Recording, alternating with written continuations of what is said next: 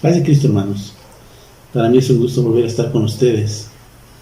Mi nombre es José Luis González, ministro de la Iglesia Salvo por Fe en la Ciudad de México. En este tema nos trae el tema del que somos hijos de Dios. Quisiera robarle, antes de entrar al tema, un recuerdo. Un recuerdo que yo creo que es muy grato para usted. Y para aquellos hermanos que todavía no se bautizan y que son varones, yo creo que también se pueden dar cuenta de muchas cosas de lo que vamos a platicar el día de hoy. Pero usted que ya se bautizó, me gustaría que recordara el día en que usted fue sumergido y sepultado, al ser bautizado, al invocar ese nombre que es sobre todo nombre. Cuando uno se bautiza, según el Evangelio de Juan capítulo 1, versículos del 11 al 13, nos empieza a explicar qué pasa cuando uno sale del agua. Cuando uno sale del agua, Él nos empieza a explicar y nos dice: a los suyos vino, y los suyos no lo recibieron, mas a todos los que le recibieron, a los que creen en su nombre, les dio potestad de ser hechos hijos de Dios, los cuales no son engendrados de sangre, ni de voluntad de carne, ni de voluntad de varón, sino de Dios. Aparte de esto, cuando uno sale del agua, Pedro nos complementa un poco más esta misma idea. Y él nos dice en 1 de Pedro 2:9: mas vosotros sois linaje escogido, real sacerdocio, nación santa, pueblo adquirido por Dios, para que anunciéis las virtudes de aquel que os llamó de las tinieblas a su luz admirable. Como decía en la anterior exposición, yo les decía que cuando llegamos los cristianos a la iglesia, venimos con muchas ideas, venimos con nuestra educación que tenemos, de acuerdo a nuestra cultura, dependiendo de dónde vivimos. Y eso trae un choque de ideas entre lo que somos y lo que nos decían que éramos. Nuestra generación pasada de varones, a mí me tocó todavía una parte de escuchar esta canción que dice a mi manera. Toda nuestra generación de nuestros padres fue influenciado por esta canción, de hacer las cosas a su manera. Ellos educaban, ellos decían, ellos hacían, con toda esa mezcla de ideas, así es como se nos educaba. Pero cuando llegamos a la iglesia, nosotros empezamos a leer y empezamos a entender nuestra forma de ser dentro de la iglesia. La vez pasada dijimos de cómo éramos como maridos. Hoy hablamos de los varones en general. Un varón puede ser un joven que está por casarse, ¿sí?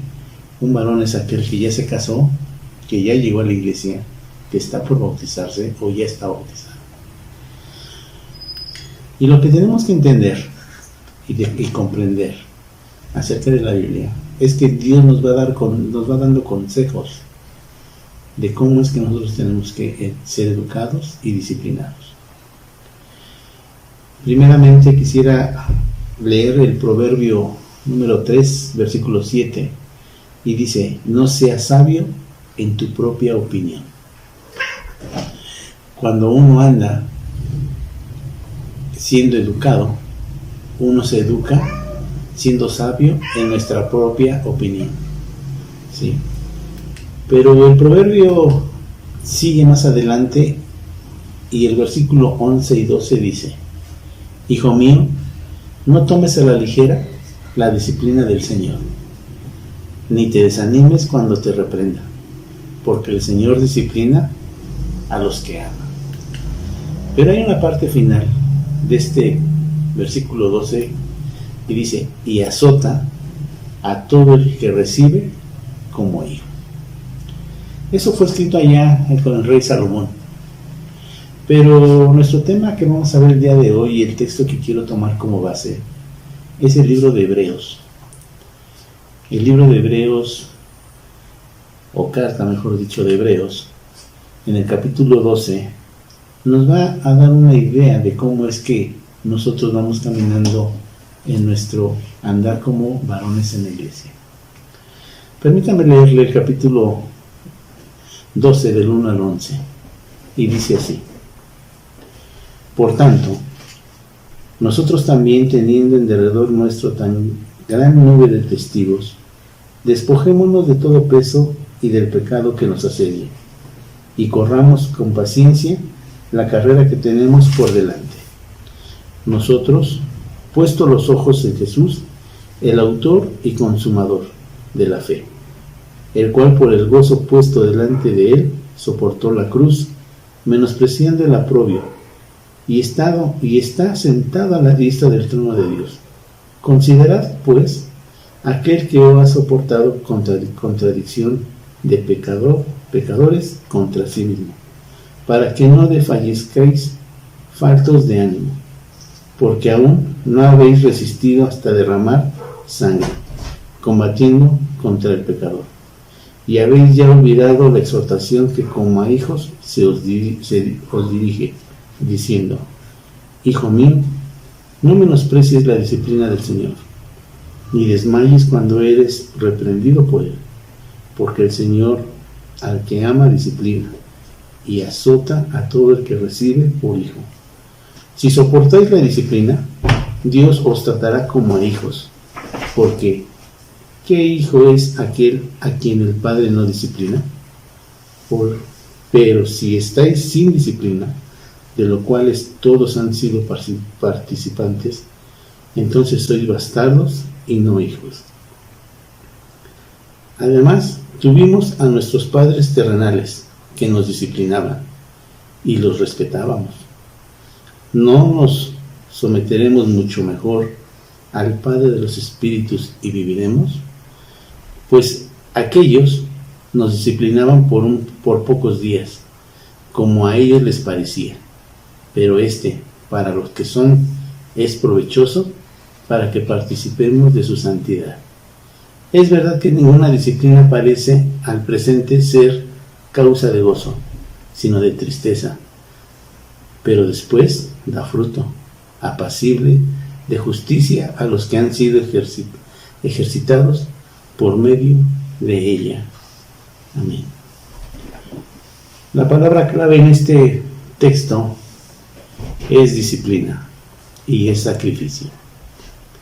Esos son los temas más importantes que manejan aquí. Cuando nosotros empezamos a leer este capítulo 2, la primera palabra que aparece que dice por tanto. Y un por tanto está hablando de que es una conclusión hecha de todo un capítulo anterior. El capítulo 11 de Hebreos habla de lo que es la fe.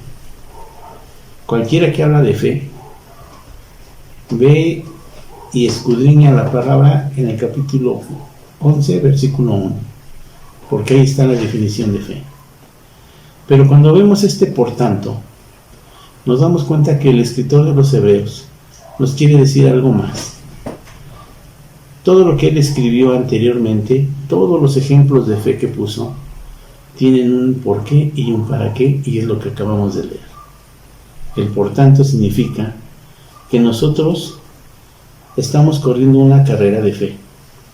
Nuestro pasaje nos recuerda que el ser cristiano es una carrera especial.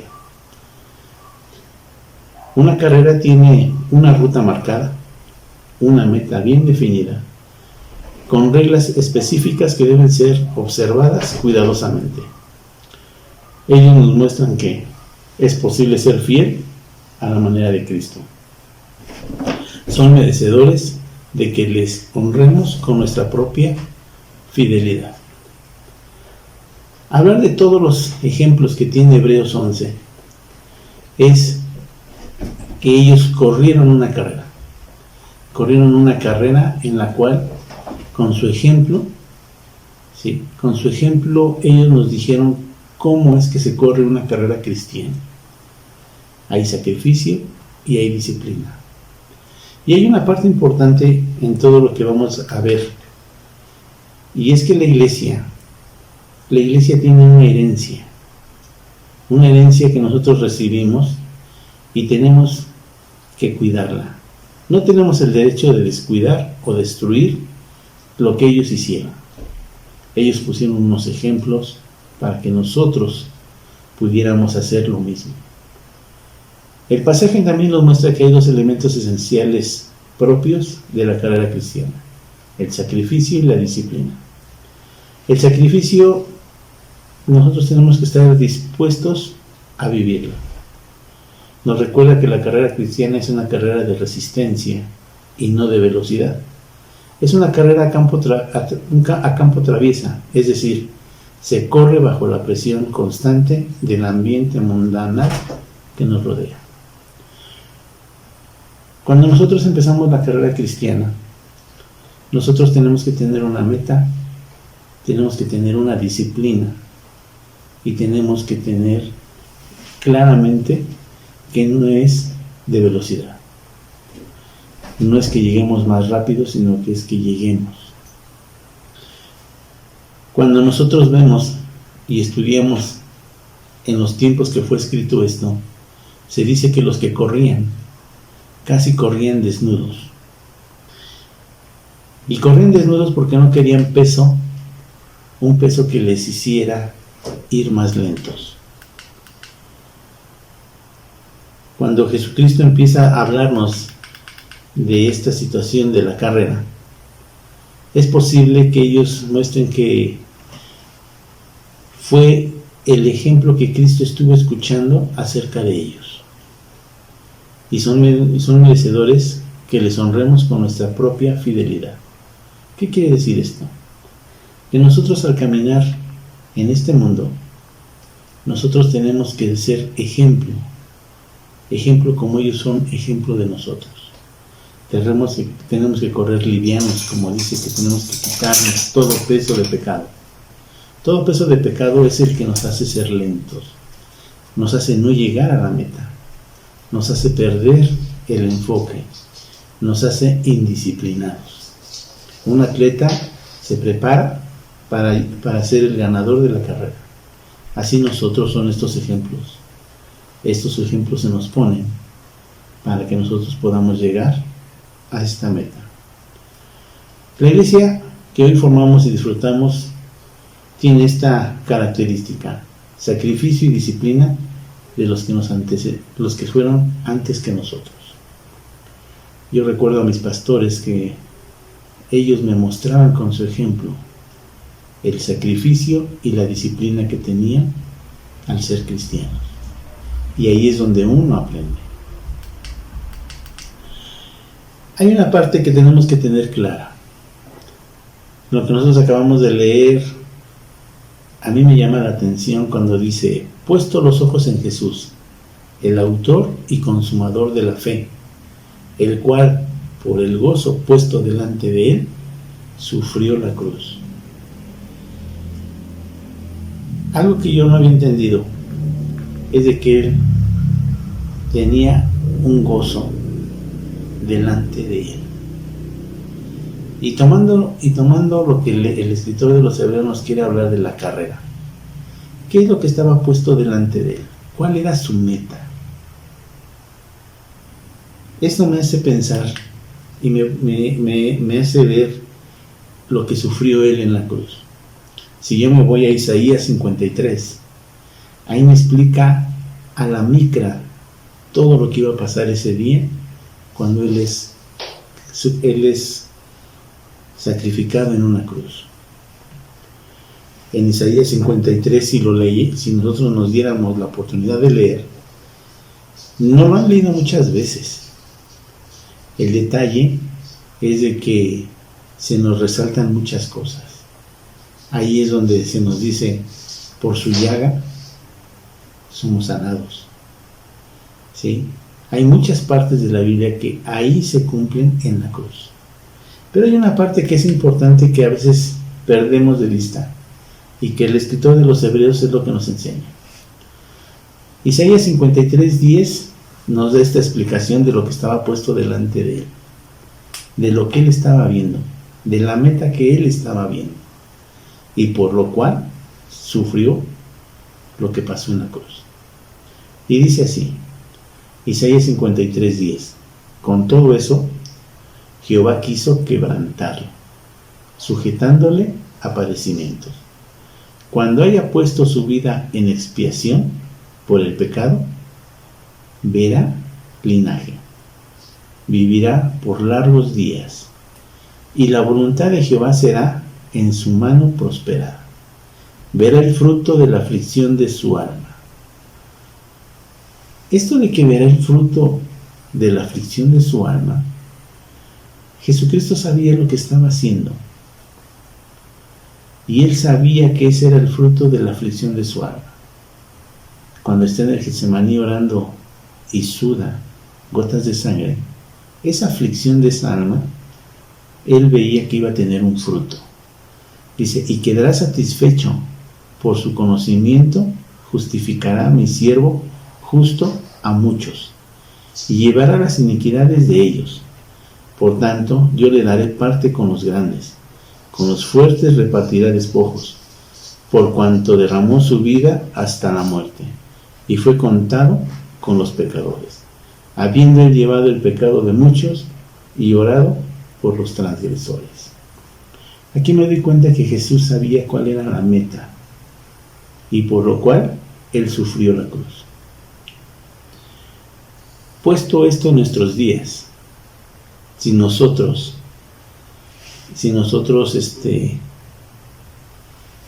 lo aterrizamos a nuestros días, la gente en estos días en donde se habla de muerte, si nosotros como cristianos no tenemos clara cuál es nuestra meta, así como Jesús tenía una meta bien clara y definida, y que él sabía que iba a haber el fruto de su aflicción, nosotros en este mundo estamos de paso.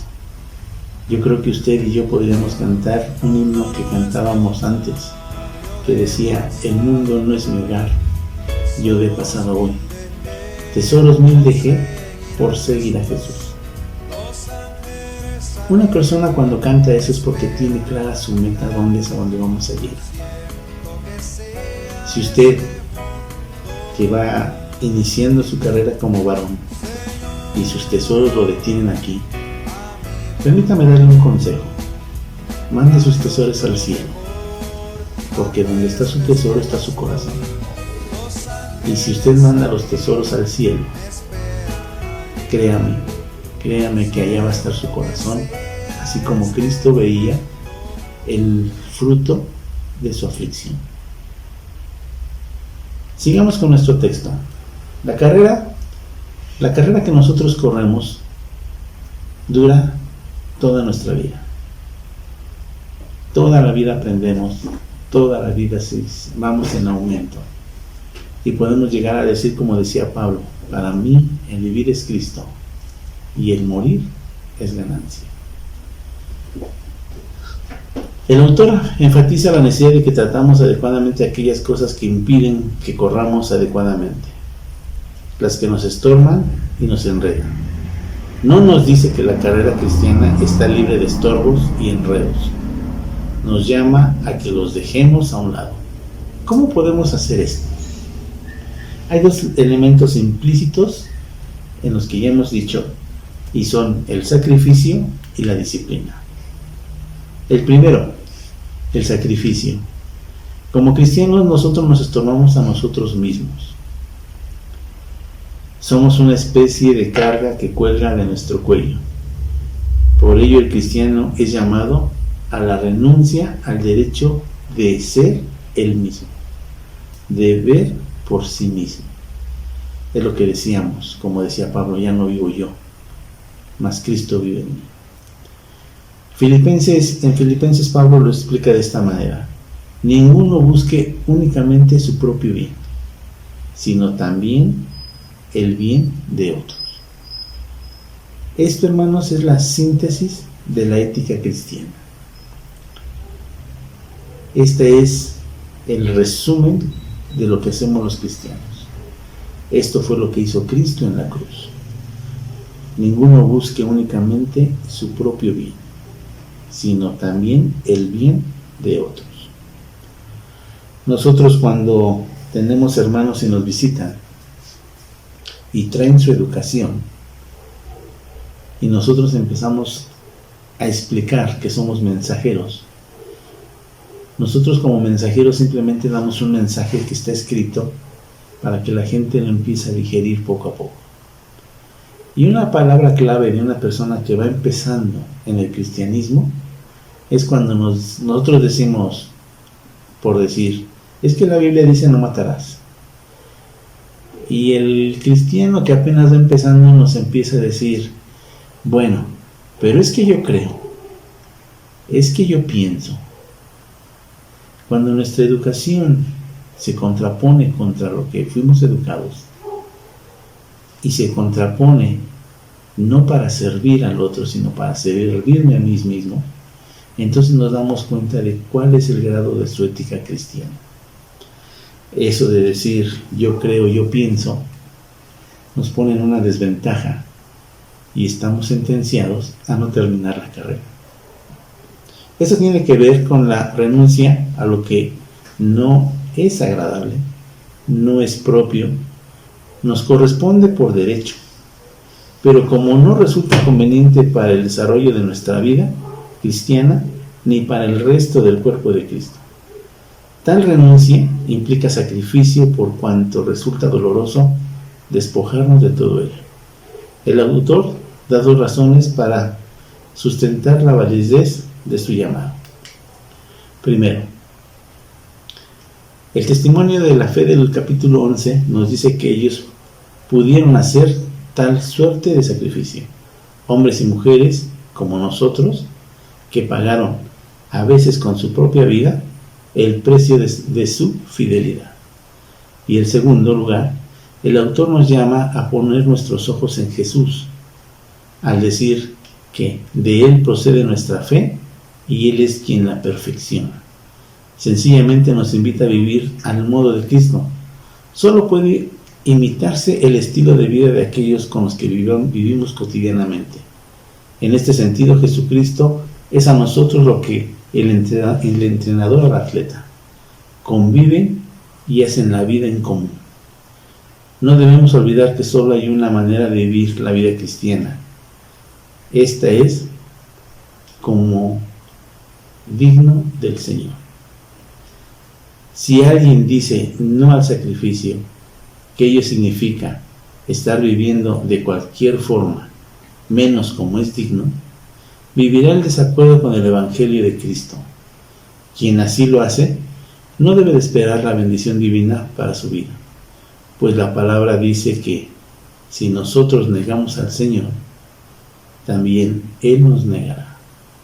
Segunda de Tesalonicenses 2:11 y 12. Nuestra fe va amarrada a los ejemplos de que están en la Biblia, a lo que hizo Cristo. Al vivir, cuando nosotros nos bautizamos, somos sepultados y nacemos nuevos. Y nacemos con esta forma de pensar. Y esto es un proceso. Este es un proceso poco a poco en el que nosotros vamos aprendiendo de cometemos errores, nos edifican esos errores y nos perfeccionan esos errores. Y así es como nosotros vamos y llegamos a la meta. El punto número 2, que es la disciplina, nos dice que debemos asumir, hacer nuestro, que la vida cristiana tiene reglas. No es posible lograr nada dentro de ella si no nos ceñimos de las reglas.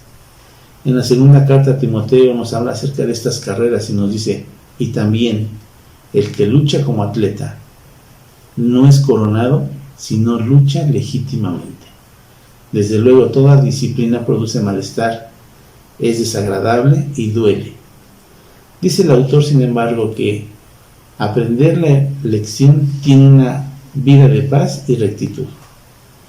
Por el autor de nuestra carta, el ejercicio de esta disciplina, que es una sola, es la manifestación del amor de Dios Padre, aunque a veces la disciplina que recibimos no parece desproporcionada o excesiva.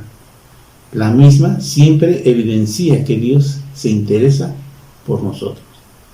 El castigo o la disciplina que recibimos no son muestras del coraje o de la ira de Dios contra nosotros. si no hubiera castigo,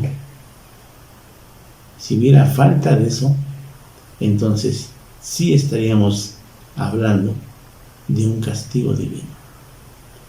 Dios nos lleva y nos va perfeccionando, como dice Pablo más adelante. El salmista dice en el Salmo 139, 23, pide disciplina y castigo para sí. Él dice, mira, si voy por el camino del mal, y guíame por el camino eterno. 3. Quiero exhortarlos a que vivamos como es digno de nuestra condición de cristianos, que vivamos en santidad, en pureza y en comunión con Dios, aunque, como nos invita al final del capítulo Hebreos 12, 12 y 13 dice, renueven las fuerzas de sus manos cansadas y de sus rodillas debilitadas, y que busquen el camino derecho, para que sane el pie que está cojo y no se tuerza más. Efesios 4:3, y con esto termino, hermanos. Nosotros somos cristianos que estamos en un proceso de perfeccionamiento. Para eso Dios nos da los diferentes ministerios. Dice, yo preso pues en el Señor. Efesios 4 del 1 al 3 dice, yo pues, preso en el Señor, os ruego que andéis como es digno de la vocación con que fuisteis llamados, con toda humildad y mansedumbre, soportándoos con paciencia los unos a los otros en amor, solícitos en guardar la unidad del Espíritu en el vínculo de la paz. Y más adelante dice, a fin de perfeccionar a los santos para la obra del ministerio, para la edificación del cuerpo de Cristo, hasta que todos lleguemos a la unidad de la fe y del conocimiento del Hijo de Dios, a un varón perfecto, a la medida de la estatura de la plenitud de Cristo, para que ya no seamos niños fluctuantes, llevados por doquier, por todo viento de doctrina, por estratagemas de hombres que para engañar emplean con astucia las artimañas del error, sino que siguiendo la verdad en amor, crezcamos en todo aquel que es la cabeza, esto es Cristo. A esto los animo, a esto los convoco, hermanos, a que vivamos esa vida cristiana que es sacrificio. Y con eso terminamos, hermanos.